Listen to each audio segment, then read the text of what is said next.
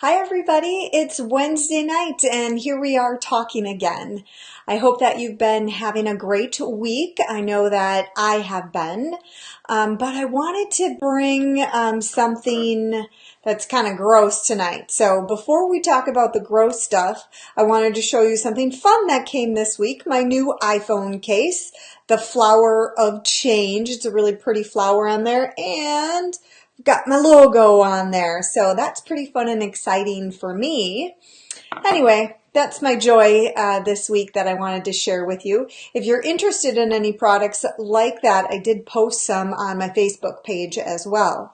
But okay, we've got to talk about ticks, right? Because I know there's a lot of different discussions all about ticks, all about the diseases, and those kinds of things. So I want to give you a few tips and I want to talk through a couple of key things. One, how to prevent getting ticks on you. Two, how to get a tick out, the best way that I believe that has been very successful for me in getting it out of my dogs. And then the third is something that I just used called technology.com, and I'm going to show you the report from a tick that I sent in. So first things first, I live outside of town and I have a lot of woods and I have two dogs. And so most years I don't have too much of a problem with a tick. Maybe a tick here and there, but usually it's not too big of a deal. So what I have at home is I use this for a bug spray and I use this as a tick spray as well. It's just water and a couple of essential oils. So really nice recipe that does help to keep the ticks off of the dogs. I'm not going to buy any of the commercial products. I am not going to vaccinate my dog for Lyme's, but what I want to do is try to prevent my dogs from getting the ticks. I'm not going to stop my dogs from running into the woods and pooping or chasing a squirrel or chasing something because they get a lot of exercise and they explore and they really have a good life. So I don't want to stop them from doing that. So I'll spray my dogs sometimes. Usually the back of the neck, maybe a little bit underneath their belly and maybe a little bit around their butt with this. It has eucalyptus, lemongrass, and oregano in here. Doesn't smell too bad. My dogs don't really like getting sprayed by it. So there's another thing that I found as far as an essential oil, because I was trying to confirm what 3 essential oils I had in my mixture that I keep at home. And I just got a couple more bottles, these blue glass bottles that are working really nice. But I found out also that germanium, or specifically rose germanium, I read a couple of different articles by people who swear by germanium, using that as an essential oil on your wrist, on the nape of your neck. Same thing for your dogs, putting it on the nape of the neck. Maybe, you know, ticks like to go in warm areas. They'll go up the back of your neck. I usually find them when I find them on my dogs around their neck actually. So just put a drop of that on your animal or on yourself. Of course, if you go hiking, if you love to be a hiker and you want to wear long sleeves, long pants, tuck your pants into your socks, you know, wear good boots, all those things will keep a tick off of your skin. It may still be on your clothes, but then when you're done doing your hiking, you shake out your clothes and they're not literally on you. So you can protect yourself by the clothes that you wear, by an essential oil combination to spray on yourself or your animals, and you can use rose germanium as well. One other thing that I'll say is don't use DEET. You know, DEET has traditionally been in many of your bug sprays, mosquito spray, and tick spray, and it's very toxic to you. And if you put that on your children, it's very toxic to their brains. So try to stay away from that. There are gentler ways you can do it that are just as effective. And then if you are camping, if you do go through the woods, if you are doing hiking every day, make sure that you look for some ticks. Okay, that's the easiest thing to do. So I pet my dogs a lot. And so that's my grooming method to figure out if they have a tick or not. This year, I think we've taken out 3 or 4 ticks already this year. And usually, I mean, we'll have one tick that we have to remove from one of the dogs maybe every 2 years. And this year already 4. But the reason I decided to talk about this tonight is because I get a lot of questions about it. I've had several of my friends send me frantic messages and a picture of a big bloated tick in their dog. And what do I do? So I thought I'd demonstrate that for you. The fear with ticks is that they transfer disease, right? Lyme's disease, and there's a lot of co-infections. I actually have another story of a friend of mine after they went camping. Her daughter, a few days after they got back, got severely ill, spiking fevers of 105. She had been rubbing behind her ear. Something bothered her back there. She kind of had a rash behind her ear. So the fever, just chills and shakes and muscle pain, and just that they had taken her to the emergency room a couple of times, and also to primary care. Like, she kept going back in because she kept spiking these huge fevers, and it's just a virus. It's just a virus. And mom had dealt with Lyme's disease before. And so she was very, very worried about that. And she was convinced it was a bullseye rash behind her daughter's ear. And she kept getting poo-pooed. She had to push and push and push for them to test for Lyme's. And then they wouldn't treat her, even though it was very, very early. It came back equivocal. She had all the signs of an acute infection with Lyme's, and they wouldn't treat her. That story ended up with her little girl being in the hospital, being deathly ill. She had started to get better, and then she got even worse, and they tested her again, and she was positive for Lyme's. They just needed to wait a couple more days, and then her Lyme's test actually was very positive. Now, talking about that testing is a whole nother story, but this poor mom had such a sick child, and nobody would listen to her about Lyme's disease. And so you need to be educated about that, because Wisconsin is a hotbed. There are regions across the United States where Lyme's is rampant. And the other thing is that Lyme's is much more of an umbrella because there are many other co-infections underneath that. Okay, so I have taken out at least 3 wood ticks out of my dogs so far this year. And the wood ticks tend to be a little bit bigger. They get really big, fat, plump, gray butts. And I tend to worry much less about those. Traditionally, it's the deer tick that transfers Lyme's disease, right? But even as those words came out of my mouth, I don't ever want you to rely on that information, because they're insects. They feed on the animals throughout the woods. So do you really think that only one type of tick can carry disease?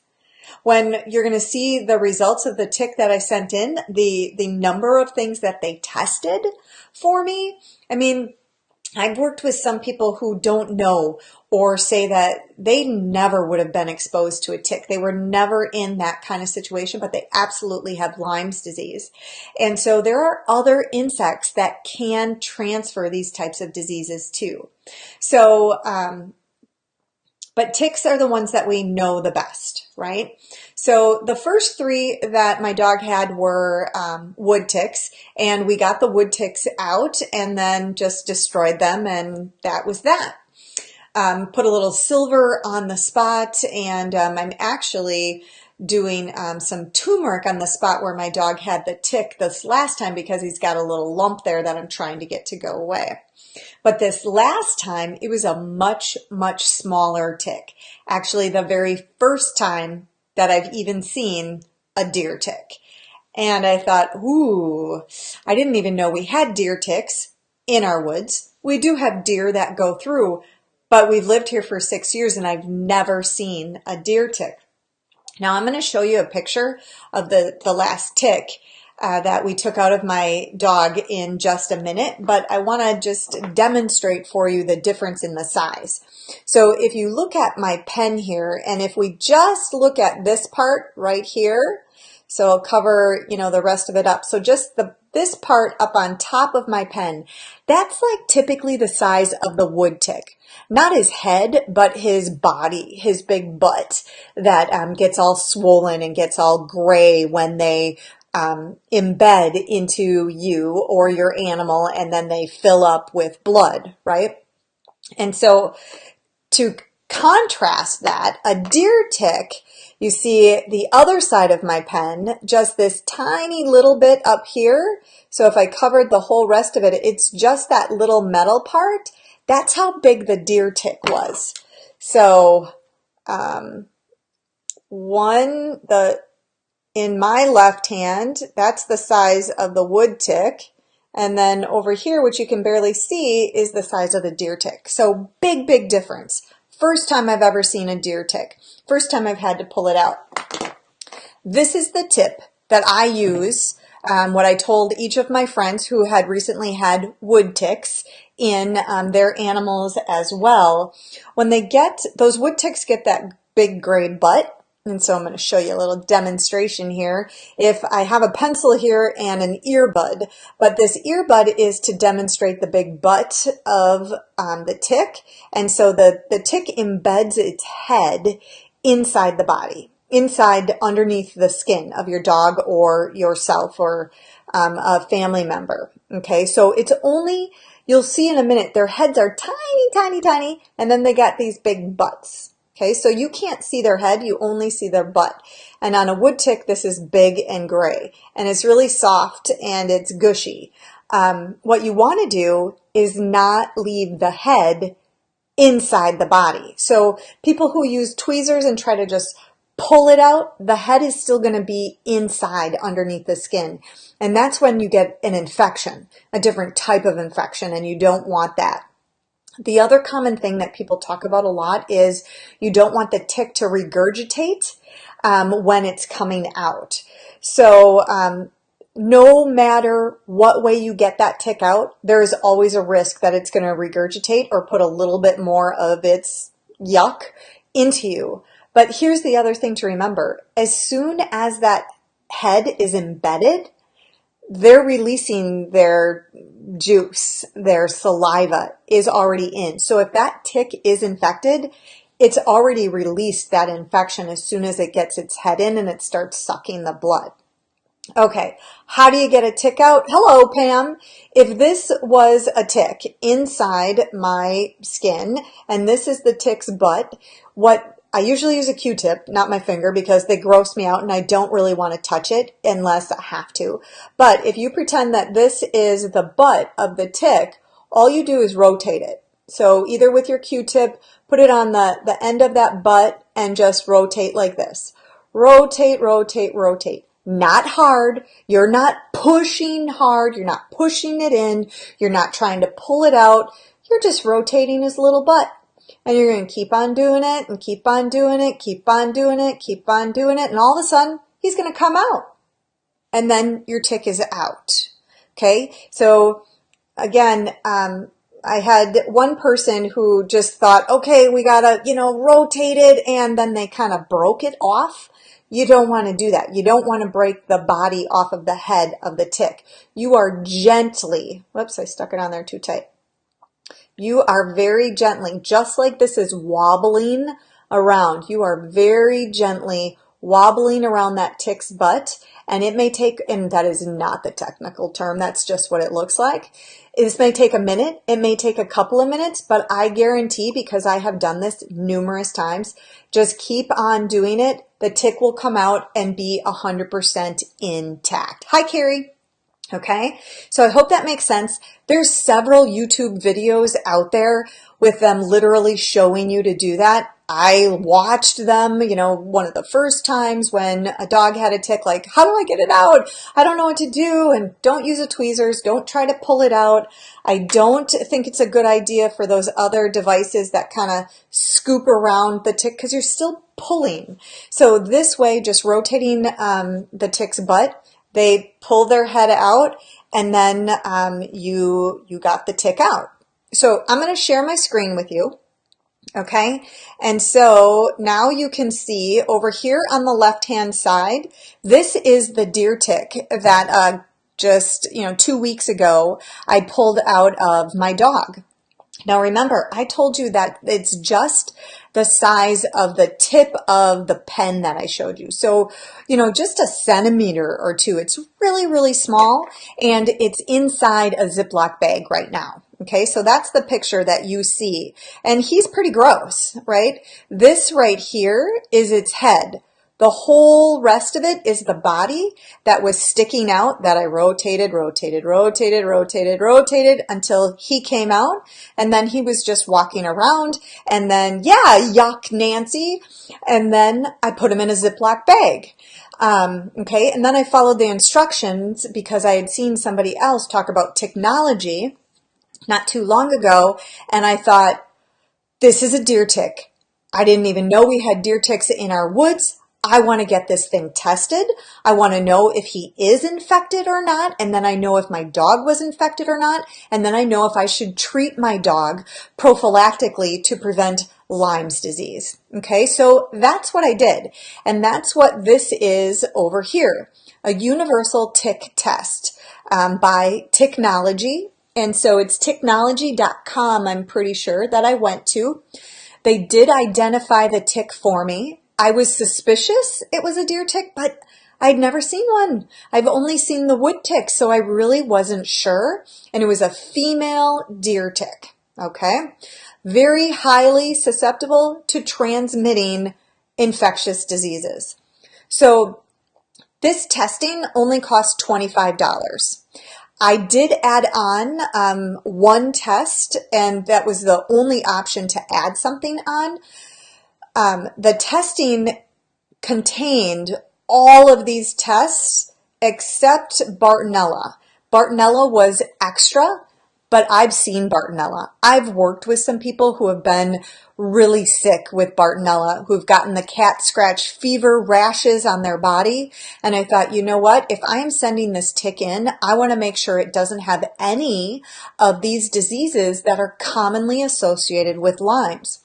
So this was really a great learning opportunity. I was really interested in seeing the report from Technology. I was very pleased with their report. They had clear instructions on how to send the tick. I sent it alive.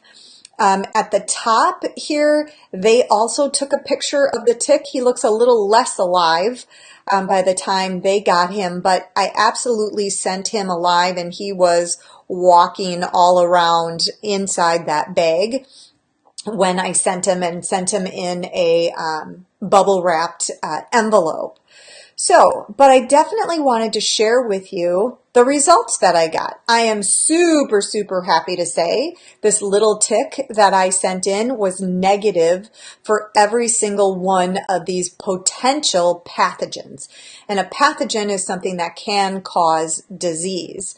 So, Borrelia, there's actually 1, 2, 3, 4 different types of Borrelia, 2 which are highly associated with specifically Lyme's disease, but you can also get borreliosis and a relapsing fever, so other types of infections.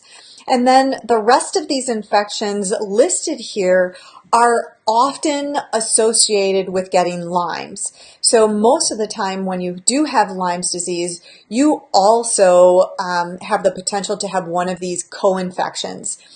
Anaplasmosis, the babsiosis, the Bartonella, the rickettsiosis, the ehrlichiosis, and I've never heard of actually this last one. I haven't heard of that one before, so I'm really not familiar. But what they do is test for the common things, and they're keeping track. They recorded the location from Brown County so that they can keep track of the different ticks, what diseases are where, and that's really, really important. I think that's super cool. And I remember as well when my son Max was he was probably about 6 years old or so, and he got a tick, and it was in the back of along his neck, and I pulled it out, and we called the doctor, and at that time, they just said, nope, we don't do anything for that. You don't need to do anything. Just throw the tick away and everything's fine. Well, now as a functional medicine provider, as an integrative doctor, I think a lot differently about that. And if my child had a tick, I would absolutely be sending it into this company to see if that tick had any associated infections or pathogens. Now, you definitely can find some doctors who will treat prophylactically, knowing that you had a tick, maybe you had a fever then or a rash or something like that, and it's okay to go on a short course of antibiotics.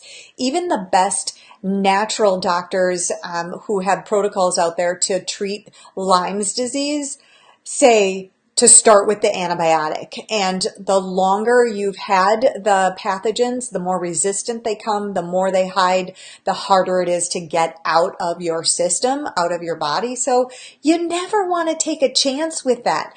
These diseases that are associated with these tick-borne illnesses are devastating for people. They get knocked down for years because mostly they never get diagnosed correctly. They never find it because just the Western blot for Lyme's misses infections, or it's not testing for these other infections that make people really, really sick. Hi, Tony. And Vanessa, you just asked something. What can you do for dogs? As far as treatment, I'm assuming you mean, and if these would have come back positive, I would have treated my dog probably with some antibiotics. I would have also treated him with silver, and I actually would have put him on a whole protocol to knock down the infection. There's a lot of different herbs that I also use when I'm working with somebody to treat tick-borne illness. So I would have just started treating him that way. Of course, dosages and regimens are different for animals than they would be for a human. So I would have modified that from what I do with a human, but I absolutely would have started treating my dog. I know so many of you love your animals as well. So it goes for them and it goes for us, everything that I just talked about. Protect yourself. Silver gel or liquid? Great question, Carrie. I probably would have done both. And I would have put the gel on the site. Like I said, my dog has a lump that is still not gone. And if you, I think the date on the testing was June 12th. And so it was right here in the front of his neck, and there's still a lump there. So I put silver gel on it for a couple of days just to prevent infection because the ticks are dirty, and that tick was in there, and his body is trying to recover it. I'm putting some turmeric on it right now, but he's got that little lump there for a little while. So I would do gel on the site, but if he had tested positive, if the tick tested positive, I also would have given him liquid spray in his mouth to get it in orally to treat him systemically. You thought your dog had one on his head a couple of weeks ago. Most of the time, I mean, if you feel a lump that's not supposed to be there, it usually feels like just a little bump. And then you go, oh God, I hope that's not a tick. And then you got to find it, and it'll be clear when it is a tick. But then you want to get that out. Definitely, they can have little bumps. I mean, dogs can get skin cancer too, or I always find them by accident. I was petting my dog and I'm like, uh-oh, what's that lump? And then I investigate it to find out if it is a tick or not. So watch your people and your little people, watch your animals, your dogs, even your cats. If they go outside, they can get ticks too, and they can get sick. So just keep watching them. Put a little bit of, an essential oil spray on, or try the rose geranium. I'm also going to try that. I haven't had any ticks for the last 2 weeks, so that's fantastic, but it was really super rainy, and You know, it's been super hot, and so they probably like to flourish in that. So yeah, protect yourself, watch over your animals, and then I really encourage you to send off a tick. If you find a tick, get it tested, because then you know that it either is negative for infections or that it has the potential. So, guys, thanks so much for being here. I hope that was helpful for you. I know I field a lot of questions about ticks and about Lyme's disease. It's devastating. It's awful to work with. It's awful to get rid of, and those people have to go through a lot to get better. So finding out, even though, you know, most doctors' offices aren't going to know this information, they're not even going to know that you can send the tick off. But this is a company that's focusing on it. So I encourage you to check them out. And if you find a tick, take it out safely so that the tick is completely intact to prevent other infections just from having the head of a tick left in. And then find out if your tick was infected. So guys, be safe this summer, and I will talk to you again soon, okay?